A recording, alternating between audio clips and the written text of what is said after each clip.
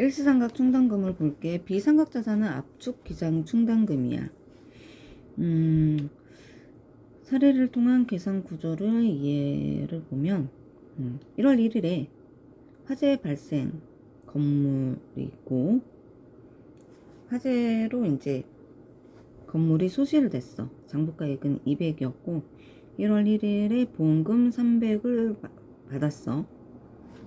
그리고 1월 1일에 대처분문 700을 취득을 했어. 내용연수 10년이고 감가상각비 계산액은 70이야. 그래서 보험차액이 300에서 200을 빼면 100이지. 입금이야.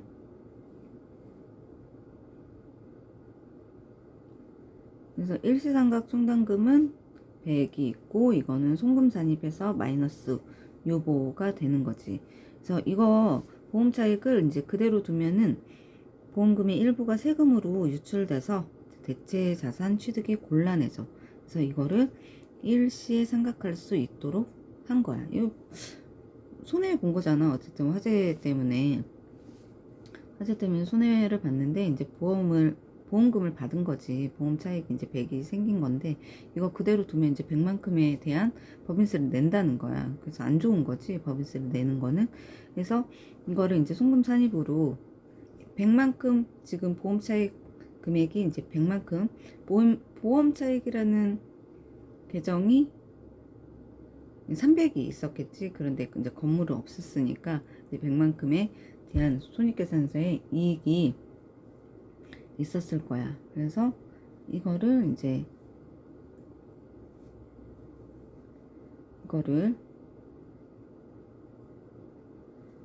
일시삼각 충당금 100 해서 송금산입 해놔야 과세 이연이 되는 거지. 세금을 아예 안 내는 건 아니고 이제 과세 이연하는 거고, 이거는 이제 추후 감가상각이나 이제 처분할 때 송금불산입 유보하는 세무조정이 일어나지는 거야. 그래서 한꺼번에 이거를 세금을 내면 곤란하니까 이제 과세 이연하면서 조금씩 이제 나눠내는 거지. 그래서 대체 건물 취득액은 이제 보험금 장부가액 200이고 보험차익 100, 그리고 추가 400 해서 이제 취득가액이 700이 되는 건데, 보험차익으로 취득한 자산가액을 송금 산입하는 거고, 일시삼각 충당금 상계는 감가상각비에다가 일시삼각 충당금 100을 취득가액으로 나눠. 그래서 감가상각비가 70이고 일시삼각 충당금이 100이니까 그리고 취득가액은 아까 700이라고 했지. 그래서 이거를 70 곱하기 100 나누기 700 하면은 10만큼 송금불산입해서 이제 유보를 해주는 거야.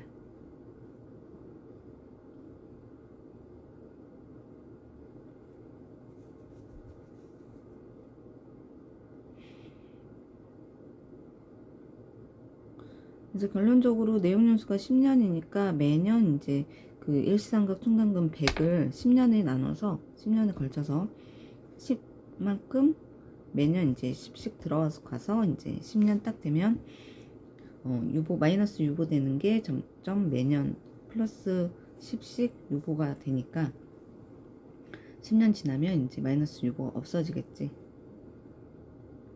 그래서 송금산입 방법은 결산 조정이 이제 원칙인데 과세 이연 여부는 이제 선택 사항이야.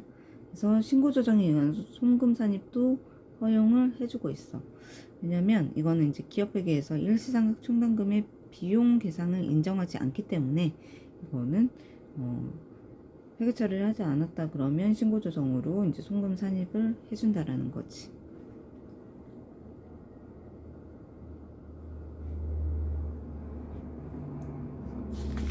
공사부담금, 국고보조금 등 보험차액에 대한 일시삼각 충당금, 이거는 이제 보면은 내용을 보면 설정 대상 법인이 공사부담금은 이제 열거된 업종이 있는데 전기가스 집단에너지 공급사업, 초고속 정보통신 구축사업, 수도사업 등을 이제 경영하는 이제 법인이고, 국고보조금 등은 보조금 관리에 관한 법률, 또 지방재정법 그 밖에 법령에 열거된 법률에 따라 국가 지방자치단체로부터 보조금을 받은 법인이야.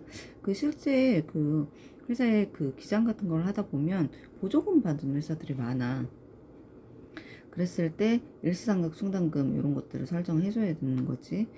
그리고 보험차익은 보험차익이 발생한 법인이 있는 거고, 송금산입 시기는 이 공사부담금, 국고보조금, 보험차익을 지급받는 사업연도에 송금산입을 해주는 거고, 금액은 송금산입 금액은 보험차익 등으로 취득 또는 개량한 사업용 자산가액인 거고, 송금산입 요건은 의무사용이야.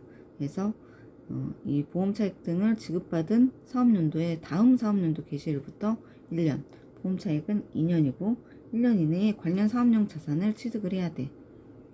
그래서 그 회사에서 정부 보조금을 줄 때 어떤 자산을 취득하기 위해서 정부 보조금을 받았다 그러면 그 자산을 사야 되거든.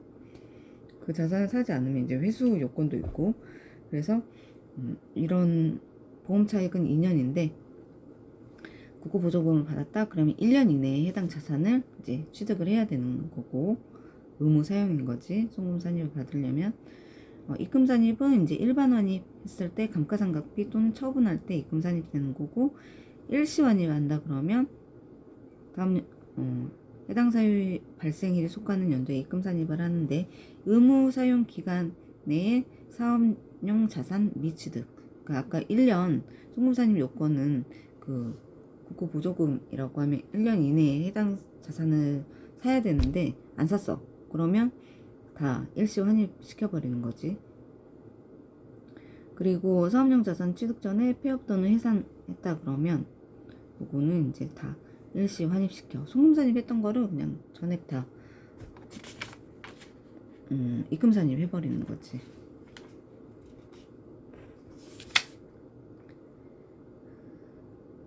그런데 이 지급받은 연도, 사업연도에 송금산입 시기라고 했는데 지급받은 연도에 취득하지 못할 수도 있잖아. 그랬을 때 사용계획서 제출을 하면은 지급받은 연도에 송금산입 가능하다. 그랬을 때 이제 사야 되는데 해당 자산을 취득을 해야 되는데 못 산 거야.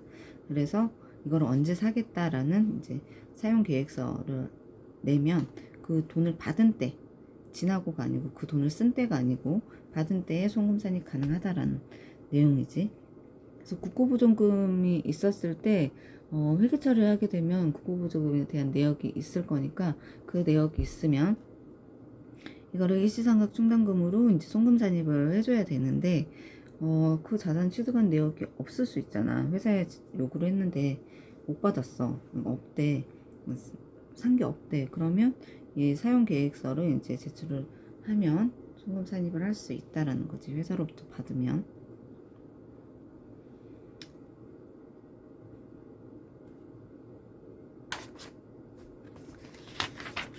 그런데 인허가 지연 등으로 부득이한 사유로 이제 기한 내에 사용하지 못한 경우에는 그 사유 종료일이 속하는 사업연도 종료일을 이제 기한으로 하고 있어. 그러니까 아까 보험 차익은 2년이고 국고보조금 등은 1년이라고 했는데 이때 이제 자산을 취득을 해야 되는데 인허가 지연이 있어. 그러니까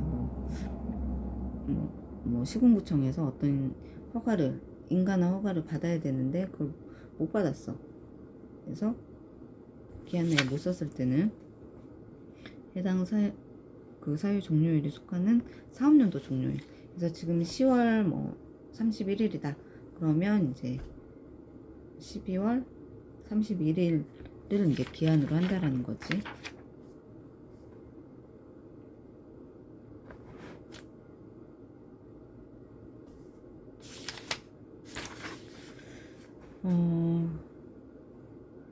그 세무조정을 보게 되면 일반적인 자산감액 세무조정하고 일시상각 충당금 세무조정을 비교를 보면 일반적인 자산은 자산 감액할 때 송금산입 마이너스 유보를 해주는 거고, 일시상각 충당금은 충당금 설정할 때 송금산입하고 마이너스 유보를 해주고 있어. 그리고 감액분에 대한 상각비 직부인은 송금물산입 유보. 위에서 이제 송금산입 마이너스 유보를 했으니까 직부인 금액에 대해서 송금불산입 유보를 해주는 거지.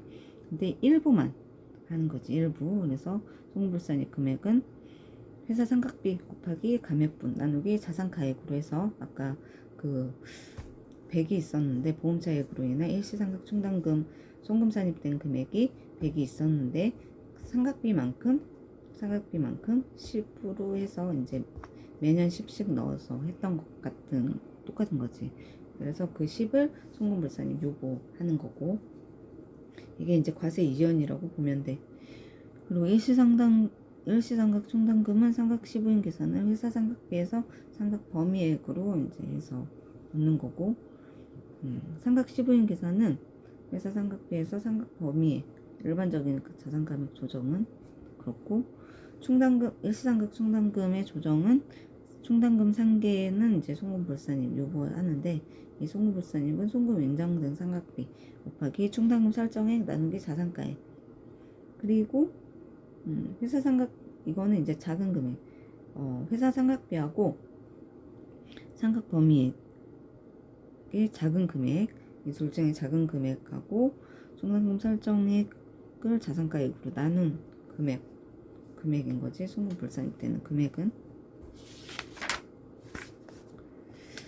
구상채권 상각 충당금인데 요거는 법에 정한 신용보증기금, 공제조합 등 법에 정한 법인만 설정 가능해. 일반 뭐 제조업, 도매업 이런 데들은 안 된다라는 거지. 신용보증기금, 공제조합만 구상채권 상각 충당금이 되는 거고, 송금산입 방법은 결산 조정을 원칙으로 하는데 IFRS 적용 법인 중에 주택도시보증공사는 이익처분에 의한 신고조정도 송금산입도 가능해. 일반적인 회사가 아니니까 구상채권 상각 충당금에 대한 내용이 시험에 나올까 싶기는 하거든. 근데 어쨌든 한도는 단기말 현재의 신용보증 사업과 관련된 신용보증 잔액 곱하기 작은 금액 1%하고 구상채권 발생 중에 작은 금액을 곱해서 한도를 하고 있다. 상계 및 환입은 대손금이 발생하는 경우에 대손금을 구상채권 상각 충당금과 먼저 상계하고 상계 후 잔액은 다음 사업년도에 입금으로 산입하고 있어.